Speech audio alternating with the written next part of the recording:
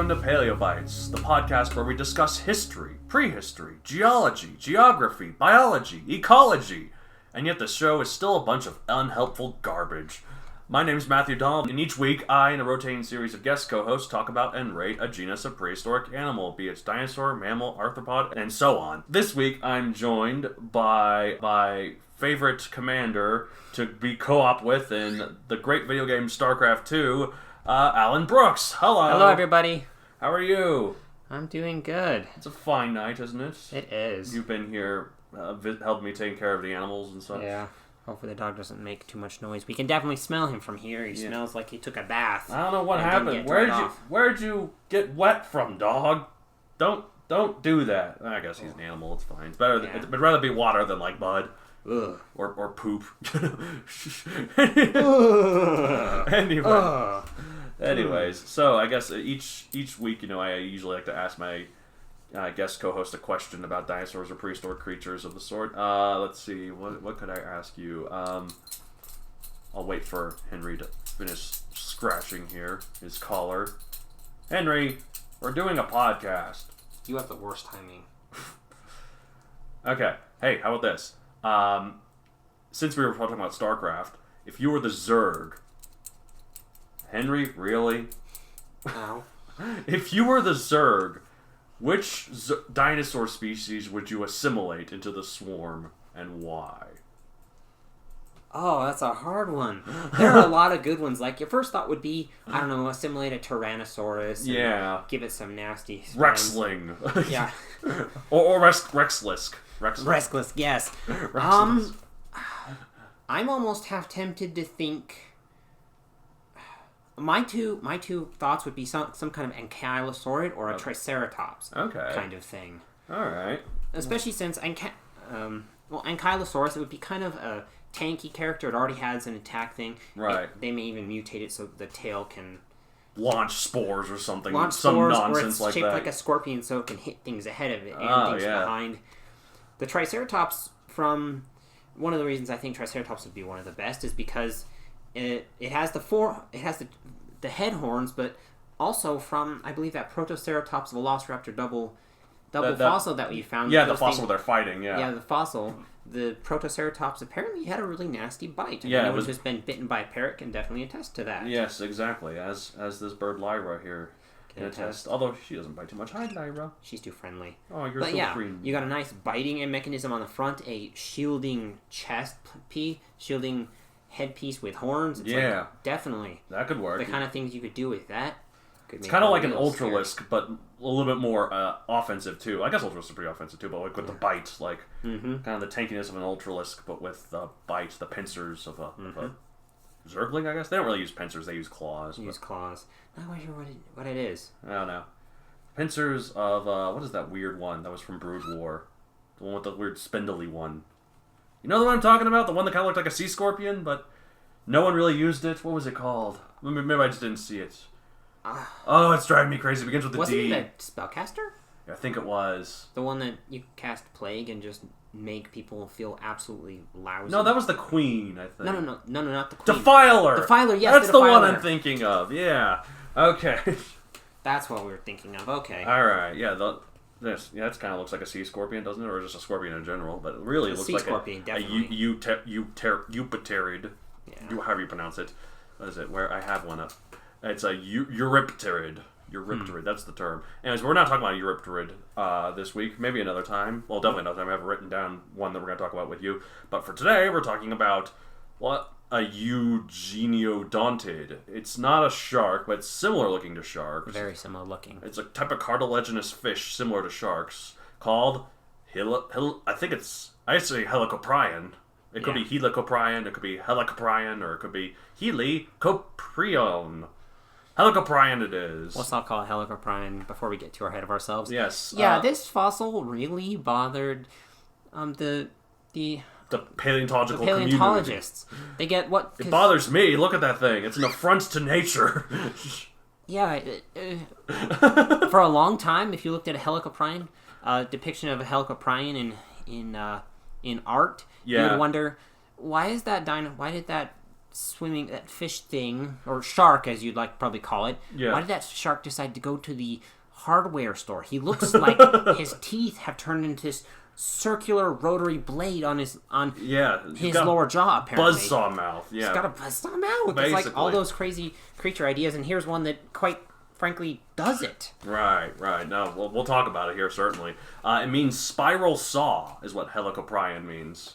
Helicopter, I guess it makes sense that would be spiral. What does the opter mean? Oh, another day. Another day. Learning about like prehistoric life, you learn a lot of Greek and Latin. It's kind of fun like that. Like I knew what an ophthalmologist was because I knew of the ichthyosaur ophthalmosaurus, which means eye lizard, because it has the biggest eyes of any known vertebrate relative to its body. Yeah. Probably a deep sea dweller. It was an ichthyosaur, yeah. So it was a deep sea dweller, yeah. But so ophthalmologist is of course an eye doctor. So, anyways, so this was a eugeneodontid. The closest living relatives to these are the deep sea chimeras and ratfish. You ever heard of those? I have. What's the first one? Chimeras? Chimera. It's kind of like the Greek monster, but it's also a type of fish, sort of like a sawfish, but not quite. It's interesting. Ratfish. It's kind of like they're like deep sea creatures. Yeah, I've heard of those. Those are the modern day. Even these are the modern day relatives. They're still only very distantly related, but it's weird. It was quite big. It was bigger than I thought it was when I initially went to study. It was 33 to 39 feet / 10 to 12 meters long. That's huge. That is huge. And it had a buzzsaw mouth, and it was that big. What the heck was it fighting? What the heck was it eating? Yeah, it was 8 to 15 tons estimate. I don't know. I like to include both the size and the weight. Yeah. But sometimes I have to guess on the weight because they don't always specify, and it's hard to know with a lot of them, But especially cartilaginous fish, because usually those things you don't get much. You get their teeth. Right. Luckily, this one you had part of the lower jaw. Right. Exactly. I talk about that here actually in my research here. Yeah. Don't get ahead of me, except to I encourage discussion like that. That's fine. I don't mean to. Helicoprion's just. Lyra's just preening contently, isn't she? She's like, I like this talk. You're talking about my ancestors. You're not a shark. You're not a fish. This isn't your ancestors. Your lines diverged a long time ago. A long time ago. All right. It was a carnivore, obviously. I feel sometimes with these diet ones, it's obvious, but I don't know. Sometimes it's not, so I like to include it anyways, and I like them all the the spec info for all of them to be kind of in the same layout. So. Yeah. Early to mid Permian is when it lived, 295 to 260 million years ago, so a bit before the dinosaurs. Yeah. Oh wow, that was a big feather you pulled out there, Lyra. Did you get it? I got it. Thank you.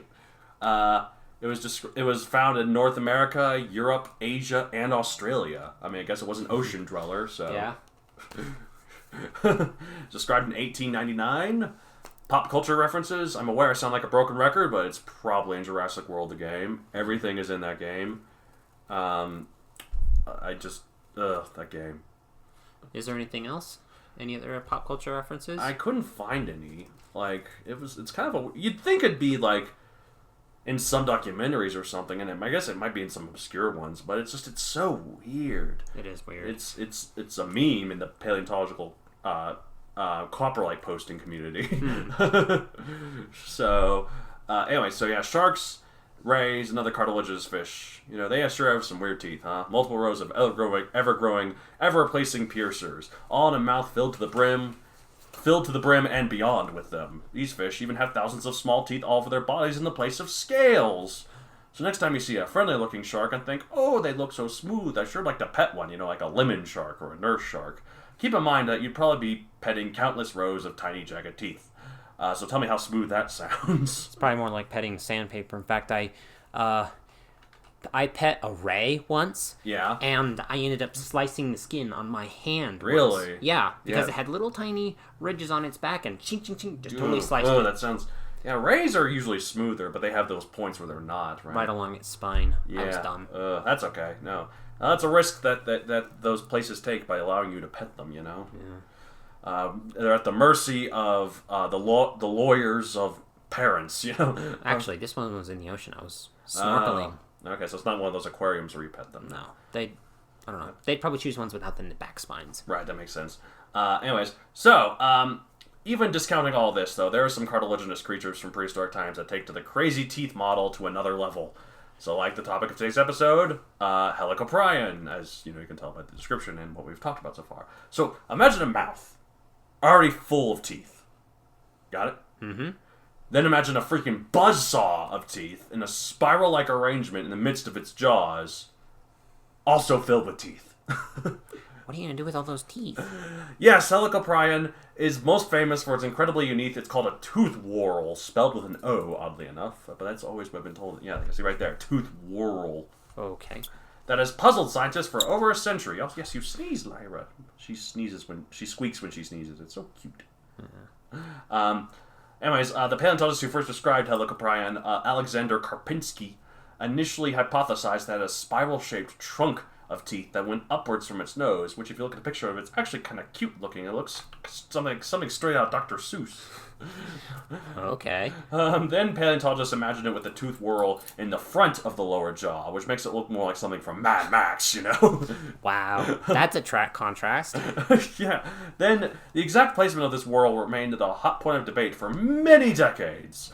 And complicating matters, as you mentioned earlier, the thing with cartilaginous fish, the lack of discovered remains other than the whorl. Like the annoying thing about cartilaginous fish, like you said, is that their name's just their skeleton's made out of cartilage rather than bone, which is quite flimsy and decays rapidly. Disappears, which Yes. is why if you look for megalodon fossils, all you will find is big teeth. Yes, so I think they found some stuff around the jaw, but it's very limited. It's mostly just the teeth. Henry, he's like, I'm allergic to paleontological discussion. I gotta keep scratching. Yeah. Anyways, only exceptional circumstances preserve cartilaginous skeletons, but thankfully, Mother Nature threw paleontologists a bone one day, literally, except, not literally because it's cartilage rather than bone, but almost literally, as a skull of the close relative Ornithoprion was found, which, if I recall my Greek accurately, means bird saw. Take that how you will. Okay. Lyra's like, no, not a bird saw! It's taken away from me! It's not gonna saw you, little birdie. He's loving on his bird. I love this bird. I love my little dinosaur. Alright, so this creature also had a tooth whorl, the Ornithoprion, and it was placed in the back of the lower jaw. So we can assume Helicoprion was the same. Although, with this kind of thing, I get why when we have relatives of creatures that we see, we assume that they're the same as the original, when, that's not always the case in modern day animals. Yeah. Just because if you found the bones of an African elephant, but then found only the legs of an Asian elephant, you might think, oh, it's like an African elephant, therefore it must also have big tusks, right? Yeah, whereas they don't. No, exactly. So I don't know, but I get that's all we have, though. We're using. It's all we have. Not to mention, it's just weird. Like Matt said, this was a very hotly debated topic. There are some times it was stuck on the top of the dorsal fin, the front of the nose, or even to the dorsal tail. fin. Yeah. That's so cool. It was like this trailing thing of teeth attached to the dorsal fin, and I think paleontologists are just like, what is this? What is this? It'd be really fun if it had it on each of the pectoral fins. Oh, wow. And so it could just go around the sea, sawing everything. Imagine it actually spinning like a buzzsaw. That'd be really fun. That would be crazy. But yeah, they were so confused. Not to mention, I still don't get how this thing would eat. Yeah. Can you imagine trying to eat with a big slice of orange inside your mouth? Well, keep in mind the slice of orange also has spikes on it. So it has spikes on it, but so still. you can kind of scoop your mouth and let the prey go through the spike. That's what I'm thinking. I don't know. Yeah, but still, it's just imagine they could open their jaws a lot wider than we can. So and then we have these annoying things called cheeks that get in the way of things like that. So they could just open their mouth wide and just buzzsaw through things, I'm assuming. Yeah. I don't know. I guess the equivalent of it, not really quite an equivalent, but something that's similar-ish, at least in terms of the marks it makes. You ever heard of the cookie cutter shark? Oh yeah, where it has I want to see the skull of one, see if it actually is literally just a solid ring of teeth, or if it's like two different kinds that it goes. I think it's a solid ring, and it can just go chomp into anything. Like it takes bites out of blue whales. Henry, little tiny circular chunks of bites. You can often see these scars on.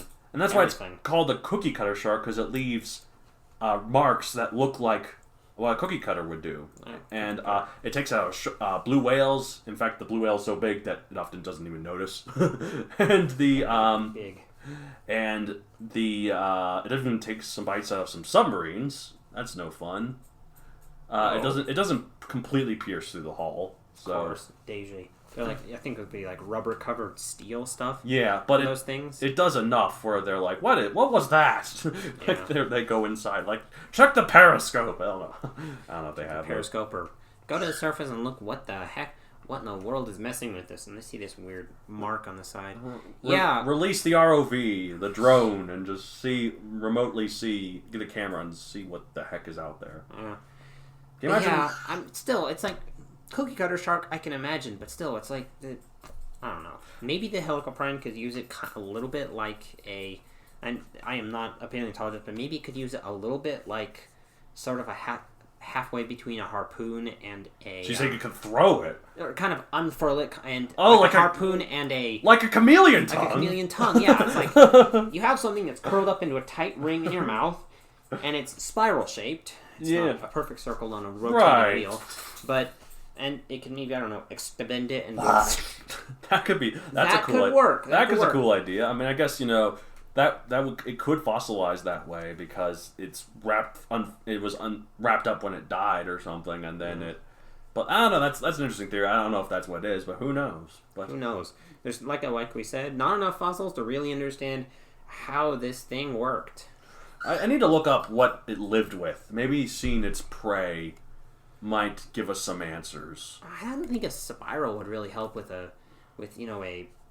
armored fish, because maybe that was when it was. No, it was after the placoderms is what you're thinking of, like the Dunkleosteus. That was in the Devonian. This is in the Permian. Okay. Side note: what happened with the placoderms? I think they got outcompeted by sharks. Sharks are faster. Can you imagine trying to hold that head around to the Dunkleosteus? I think the Devonian. There have been 5 mass extinctions. 2 of them were the ones before. No, 3 of them were the ones before dinosaurs. Mm-hmm. And so the Permian one was the last one. That was the big one. But there were 2 others before that, and one of them might have been Devonian. I am not sure. I'm going to Google this real quick on air because I'm a professional person. Also, because it's, I don't know. Like we said, this is just a bit of a weird shape. It's so weird. I mean, I'm making all this. That's probably why it's not showing up in any documentaries. Is just because. Yeah, they'd be like, "What is this?" It's like the animators would be like, "This is something you'd see out of Monster Hunter." Okay, there was a late Devonian extinction, 375 to 360 million years, near the Devonian Carboniferous transition. 70% of all species went extinct. Let's see, late Devonian extinction. Let me go to placoderms. Yeah. Let's go. There's a massive loss of biodiversity. The time span of this event is uncertain. Let's see if I can find late Devonian war. Come on, show me. Did the placoderms get hit? Duration and timing. The Kelsosaur event, the Hagenberg event, causes. I don't care about causes. I want impact. Scroll further. Scroll faster. Effects. Biological impact. Further taxonomies start the effect include the brachiopods, trilobites, ammonites, conodonts, and nurse. So it doesn't look like fish were affected, huh? Weird. Yeah. I don't know. Who knows? Real paleontologists would know this isn't a real paleontology show. This is just a show for fun. Yeah. Where you can get a little bit of knowledge. Just a little bit, you know. Yeah. We mostly talk about StarCraft and Disney movies and... Whatever it gets us. So now we're focusing too much on the placoderms when this thing was clearly past that point. Yeah, past that point, not even closely related. Yeah. They were both fish. But they're both fishes. They weren't even the same. Like, placoderms were not cartilaginous at all. Nope. So yeah, no, they were not even closely related. It's like saying, hey, a penguin and a seal, they're related, right? Yeah, distantly. All right, so it come down to everyone's favorite part of the episode. We rate it 1 out of 65 million. In terms of WTF factor, I guess. I'm going to give it... most of its points are. Yeah, most of its points are that, although it is really big, too, like I said. Not quite megalodon size, but it's bigger than a great white, which is... I mean, yeah, whoa. 30 to 39 feet long. The biggest great white's like 25 feet long or something like that, so... This was a big fish. Yeah.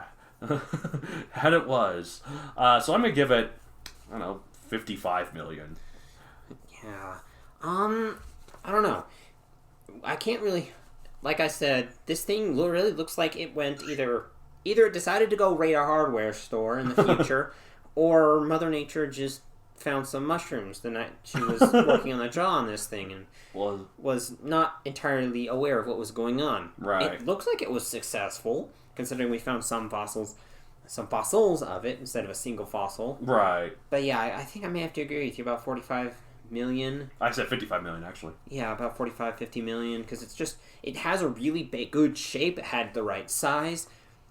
We're just not sure how that lower jaw worked. Yeah, the WTF factor is both points for and against it, kind of. Like, did it use it like some kind of extending stinger chameleon thing, tongue or of did death? It literally use it as like a triple slicer in its mouth, like these fancy cutter things you can get at the store, get at the kitchen, where you can cut things more than once? See, I'm imagining it like... Did you ever see Battleship? Yeah. You remember those buzzsaw things those they buzzsaw had? things. Yeah, imagine that, just plowing through. There's the battleships like... Yeah. I don't know if I can spin that much.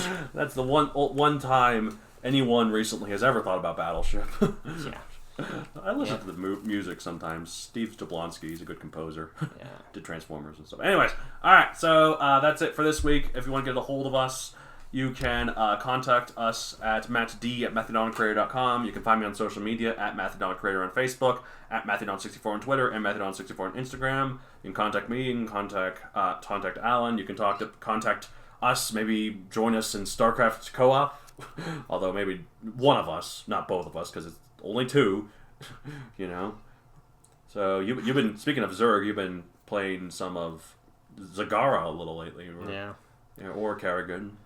Although I guess Vorazun is more you in for. None of this makes sense to non-StarCraft people, but who cares? Now you're just petting Lyra.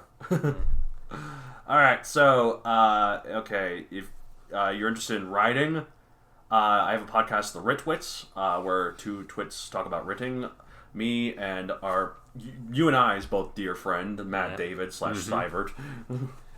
You guys met in high school, right? Met in high school, and then he introduced you to me, and all three of us have been pals ever since. Right, basically. Alright, finally, if you're interested in reading, I have a book series on Amazon called Megazoic, available for print and Kindle. It's gotten good reviews across the board. Solid thumbs up from several people. Not a lot, not quite, millions of people yet, but, baby steps, right? Baby steps, baby steps.